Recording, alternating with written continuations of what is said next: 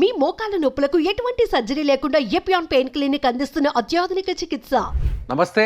ఏపీలో గంజాయిని డ్రగ్స్ను నిరోధించడానికి వాటిని అరికట్టడం కోసం ఏపీ ప్రభుత్వం ప్రత్యేకంగా ఒక కొత్త టాస్క్ ఫోర్స్ని తీసుకొచ్చింది. అదే ఈగల్ అనేటువంటి టాస్క్ ఫోర్స్ వచ్చేసింది. దీనికి సంబంధించి హెడ్గా ఐజీ ఆర్కే రవికృష్ణకు బాధ్యతలు అప్పచెప్పారు.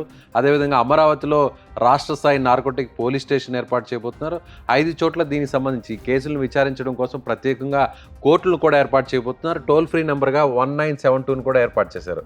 స్మగ్లర్ల మీద, అదేవిధంగా సైబర్ క్రైమ్ మీద కూడా, అలాగే డేటాబేస్ తయారీ విధానాల మీద కూడా హోంశాఖ ఒక ప్రత్యేకమైనటువంటి ఉత్తర్వులను కూడా ఇచ్చింది. సో అంటే ఇప్పటి వరకు కూడా గంజాయి అంటే గత 5 ఏళ్లలో కూడా రాష్ట్రంలో ఏపీలో గంజాయి విస్తృతంగా అమ్ముడిపోయింది, అక్రమ రవాణా జరిగింది, వాడకం కూడా జరిగింది అనేటువంటి ఆరోపణలు వచ్చినటువంటి నేపథ్యంలో దీన్ని పూర్తి స్థాయిలో అరికట్టడం కోసం ప్రత్యేకంగా ఈగల్ని తీసుకురావడం జరిగింది.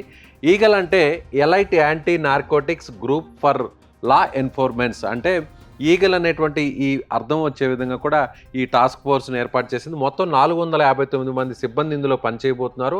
అమరావతిలో రాష్ట్ర స్థాయి నార్కోటిక్స్ పోలీస్ స్టేషన్ని ఒక హెడ్ క్వార్టర్ పోలీస్ స్టేషన్గా ఏర్పాటు చేయబోతున్నారు. జిల్లాకు ఒక్కొక్కటి చొప్పున మొత్తం 26 నార్కోటిక్స్ కంట్రోల్ విభాగాలు ఇందులో ఉండబోతున్నాయి. ప్రత్యేక విభాగాన్ని ఏర్పాటు చేస్తూ హోంశాఖ ముఖ్య కార్యదర్శి దీని మీద జీవో కూడా ఆయన జారీ చేసినటువంటి పరిస్థితి. గతంలో గుంటూరు, కర్నూలు జిల్లాలో ఎస్పీగా, ఆ తర్వాత సుదీర్ఘకాలం ఇంటెలిజెన్స్ బ్యూరోలో పనిచేసినటువంటి ఆర్కే రవికృష్ణకు దీని హెడ్గా, ఈగిల్ హెడ్గా ఆయన్ను నియమించినటువంటి పరిస్థితి.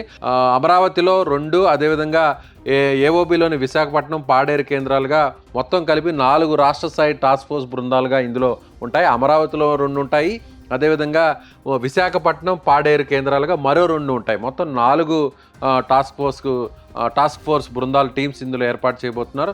సో మొత్తం అంతా కూడా చూసినట్లయితే 459 మంది సిబ్బంది ఉంటారు. ప్రధాన కార్యాలయానికి 249 మంది, అదేవిధంగా నార్కోటిక్స్ స్టేషన్కి 66 మంది, జిల్లా విభాగాలకు వచ్చేసి 144 పోస్టులు ఇందులో కేటాయించారు. పోలీస్ శాఖకు సంబంధించి వివిధ విభాగాల నుంచి వీరిని డిప్యుటేషన్ మీద తీసుకొని ప్రత్యేకంగా ట్రైనింగ్ కూడా ఇవ్వబోతున్నారు. దాదాపుగా చూసినట్లయితే అంటే సపరేట్గా ఒక లీగల్ టీం ఉంటుంది. లీగల్ పరంగా కూడా ఏదన్నా సలహాలు, సూచనలు కూడా ఇచ్చేటువంటి పరిస్థితి కూడా కనిపిస్తుంది. అదేవిధంగా డాక్యుమెంటేషన్ పరంగా కూడా ప్రత్యేకంగా ఒక ట్రైనింగ్ కూడా ఇవ్వబోతున్నారు. ఆ టెక్నికల్ సపోర్టింగ్ కూడా ఉండేటువంటి అవకాశం ఉంది. ప్రత్యేకంగా విశాఖపట్నం, పాడేరు, అమరావతి ఈ ప్రాంతాల్లో ముఖ్యంగా కీలకంగా పనిచేస్తాయి. అమరావతి అంటే రాజధాని, ఈ ప్రాంతంలో 2 ఉండబోతున్నాయి. ముఖ్యంగా ఉత్తరాంధ్రలో గంజాయిని సాగు చేసేటువంటి ప్రాంతం, ఎక్కువగా గంజాయిని అక్కడి నుంచి ఇతర ప్రాంతాలకు తీసుకెళ్లేటువంటి ప్రాంతంగా ఉన్న పాడేరు, అదేవిధంగా విశాఖపట్నం ఈ ప్రాంతాల్లో మరో 2 టీమ్స్ పనిచేస్తాయనేది ఈ వార్త సారాంశంగా చెప్పవచ్చు.